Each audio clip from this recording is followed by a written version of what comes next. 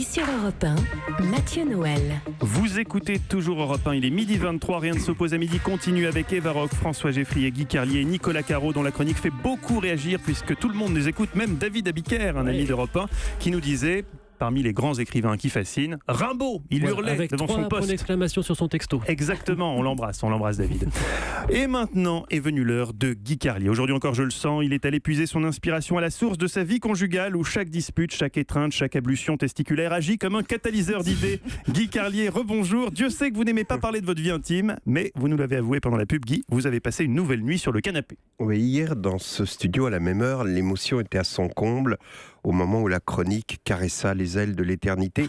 Bouleversé par vos nombreux messages, j'avais décidé aujourd'hui d'aller encore plus loin vers ma quête d'absolu, au point d'écrire une lettre aux générations futures dans laquelle j'aurais esquissé les contours d'un monde nouveau où la jeunesse marcherait vers un idéal d'amour, de sensibilité et de partage porté par les caresses de l'âme que sont Proust, Van Gogh, les Tournesols, le Requiem de Mozart, le Taj Mahal ou les reprises de Claude François par Matt Pokora. Bref, j'aurais continué à vous tenir par la main pour vous emmener sur la route de l'infini humain lorsqu'une surprise comme la vie nous en réserve parfois m'a contraint à changer de thème de chronique et au lieu d'évoquer ma quête d'absolu vers l'infini humain, je vais vous parler de la vie sexuelle du Bernard l'Ermite. En effet, un incident conjugal dû à un stupide malentendu m'a contraint à dormir à nouveau sur le canapé du salon. Ayant lu hier après-midi dans un magazine spécialisé que le Vicks Vaporub, vous voyez ce que c'est le Vicks Vaporub ? Très bien.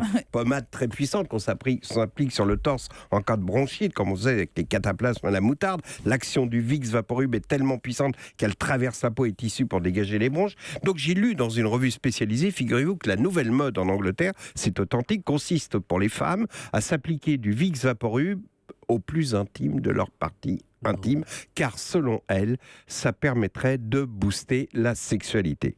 C'est la formule « booster la sexualité » qui a attiré mon attention et m'a poussé à me rendre aussitôt chez mon pharmacien.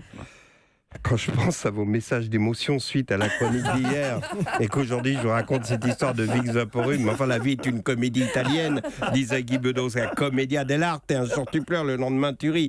Bon, je me doutais que pour convaincre mon épouse des bienfaits du Vicks Vaporub, il me faudrait jouer serré, faire preuve de diplomatie, et là je dois reconnaître que je n'ai suffisamment pas été diplomate dans ma présentation de l'usage du Vicks Vaporub, après avoir pris le tube de Vicks Vaporub en pleine tête, j'ai passé donc la nuit sur le canapé du salon où cette nuit la BBC diffusait un reportage sur le Bernard l'Ermite. Étrange petit animal qui possède 10 pattes, 4 pour se déplacer, 4 pour se nettoyer et tenir sa coquille, et 2 qui n'est pas sa coquille, je vous expliquerai, et 2 qui ressemblent à des pinces pour transporter. Vous êtes au top. Je suis très précis là-dessus.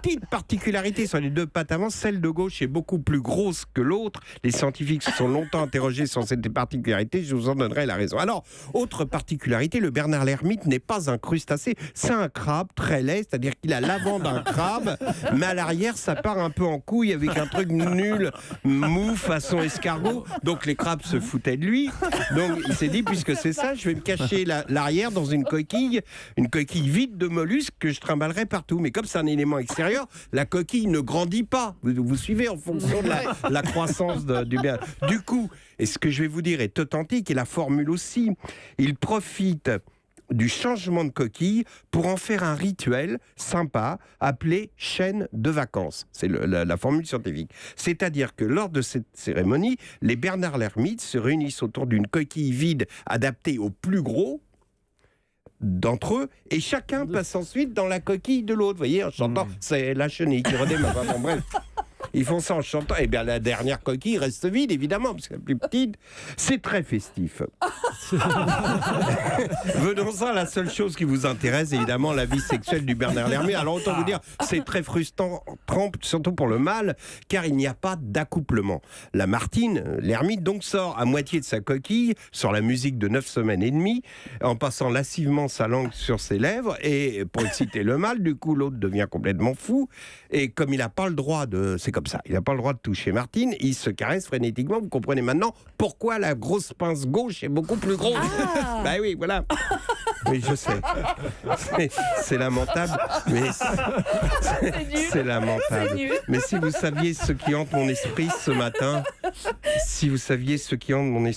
c'est cette dame que j'ai vue à la télé dimanche et qui ne cesse de me harceler, blottie contre son mari devant des étangs où des gendarmes recherchaient sa fille disparue. Et aujourd'hui, je pense qu'elle, avec les dernières nouvelles, et j'ai envie de la serrer dans mes bras, mais je dois faire une chronique d'humour, pas une chronique sur la barbarie ordinaire.